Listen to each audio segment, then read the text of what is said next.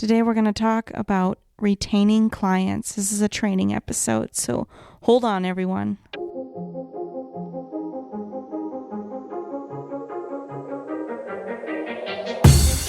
Welcome to Thriving Launch with Louise Congdon and Kamala Chambers, the show for heart-centered entrepreneurs who want it all.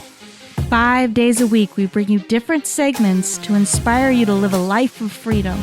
We interview the leading experts in the field of business, health, and love. Be sure to check out Training Tuesdays, where we give you a clear action plan to grow your own business.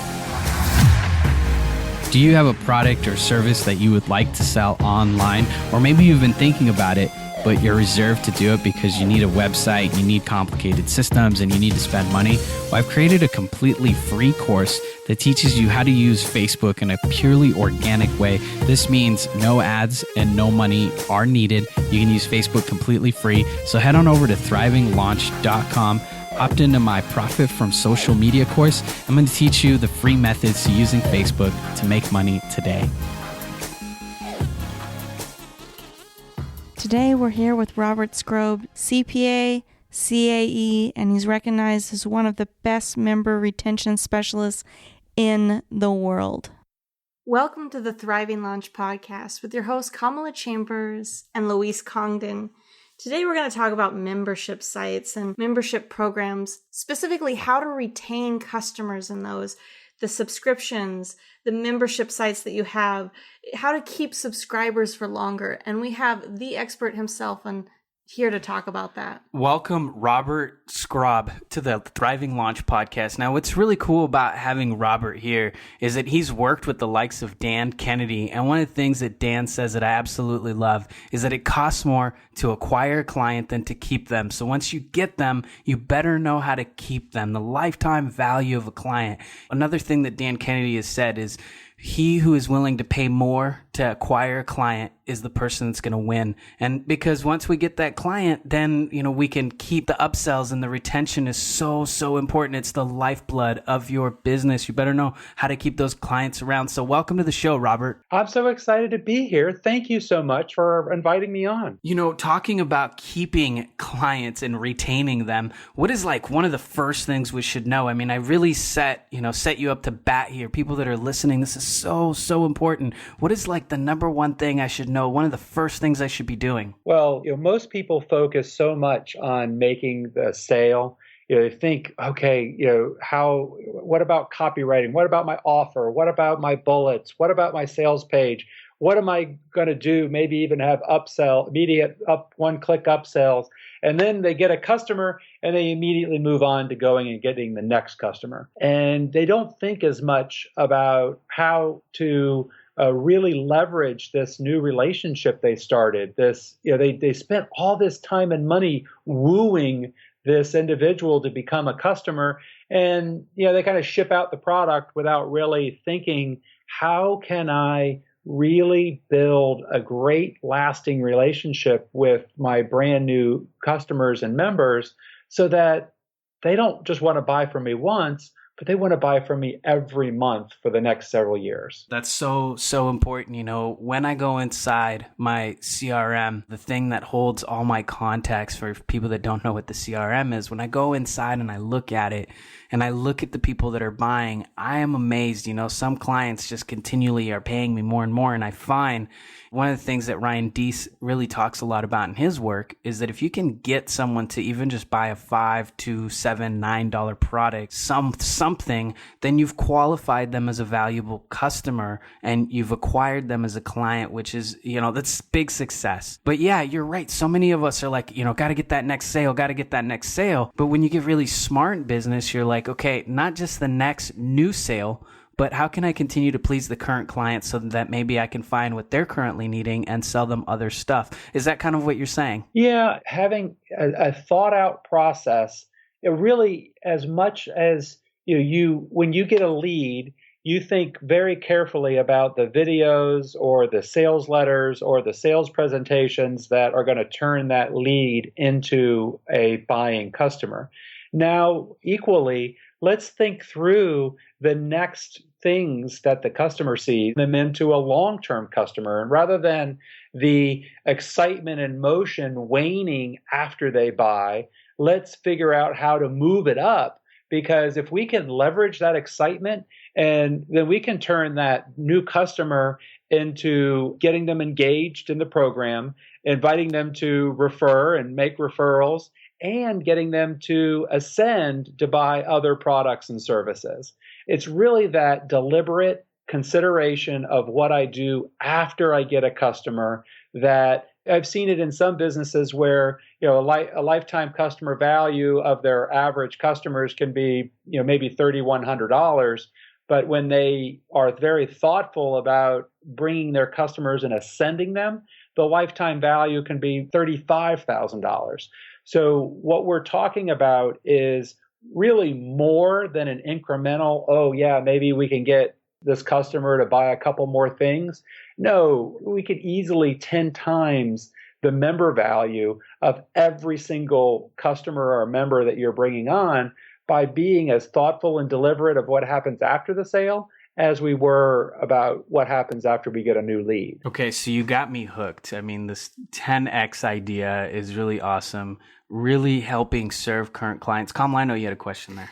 Yeah, this is really such an important process, and I love that you're talking about the retention of customers. I know that when we interviewed Ravi, the creator of DAP, if you guys want to check out that episode, it's at thrivinglaunch.com. And that's really going to help people look at the actual structure. But what you're talking about is the relationship. How do you build that relationship up? Not only build that relationship, but to be able to do it at scale. Because, it's one way of creating a relationship is to call and to engage in conversation and all of those things that, kind of this two-way street. And, as you scale your business, it becomes impossible to be able to do those things. So it's engaging in them at scale. There's a number of different techniques and things that and messages we want to really think through after we get a new customer. One of the key things is to resell them on the dream that you use to buy. I don't know if you have ever done a weight loss program, but I can tell you I have purchased a whole lot more weight loss programs than I ever implemented, because buying a weight loss program is a whole lot easier than doing one. I've bought the GI diet, the protein power, countless books on losing weight that I read and with relative interest and then put aside and never really did anything with.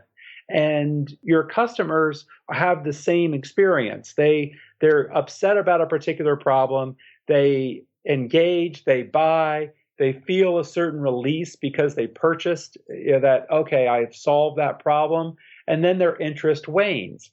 And also as a marketer, what we often are doing is we're so focused on giving them what they purchased. We're like, here's what you bought. This is what you do. Here are the 15 steps. Do this, do that. This is what you need to do.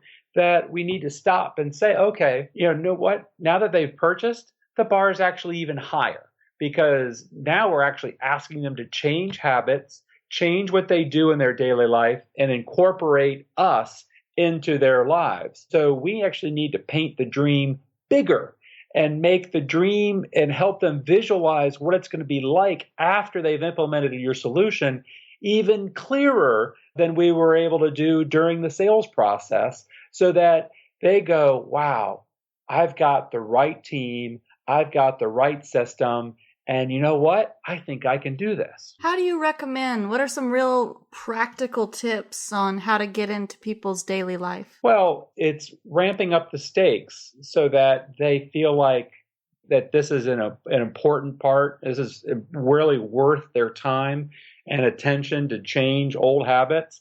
And then the other thing is what I call inviting them to lean into the program. Anytime we've tried anything new, you initially feel some resistance. Learning to play golf, learning to play tennis, learning to swim. Anytime you're learning these new skills, you kind of have to change old habits and get new muscle memories. And it's hard.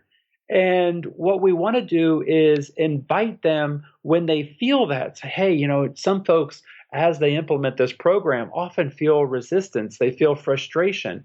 And if you feel that way, know that that's a normal part of trying something new. But we're going to work with you every step of the way in order to help you live this dream, accomplish these results or solve this problem, whatever it is that your proposition, so that you invite them so that they don't come to you, buy your thing, they feel pain, and in order to relieve their pain, they leave. You want them to feel like, oh, well, they can lean in to your program in order to help push through this temporary frustration and get the results that they came to get. The thing is that you really pinpointed is that they are going to feel pain at some point, and often on the journey to getting the results that we want, which is what we're providing. We're providing results with our offers, with our memberships sites, with our packages, with our programs. We offer results.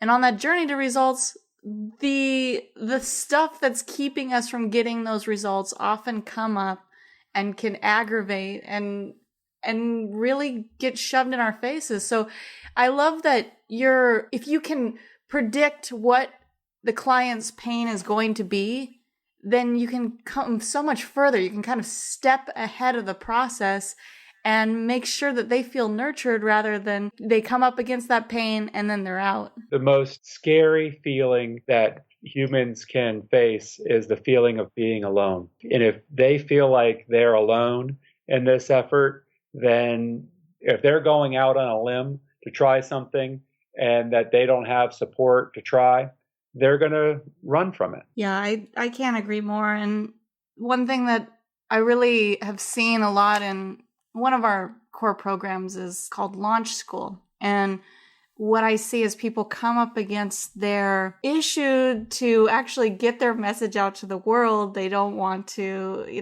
they are scared to move through that block. And so they fall off.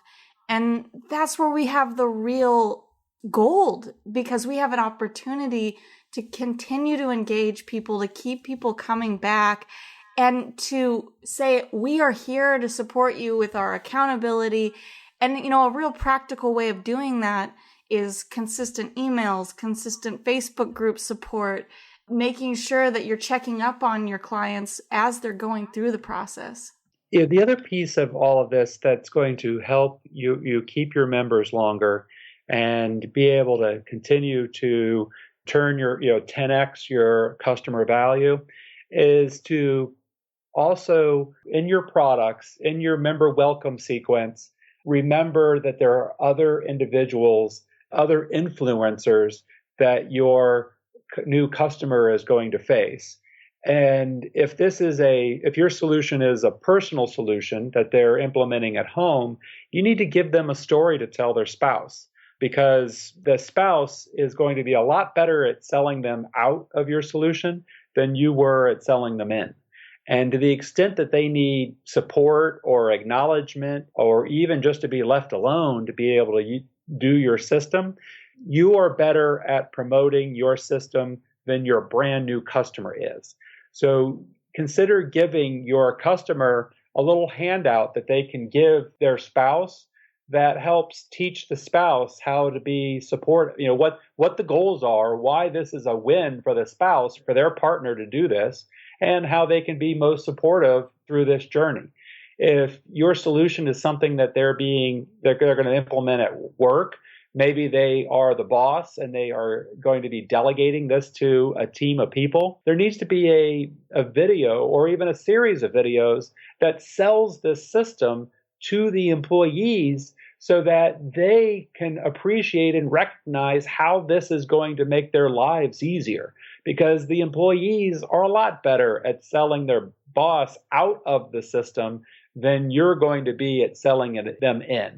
The employees have got 5 days a week and at least 8 hours a day to work on your customer. You've got maybe email and some videos.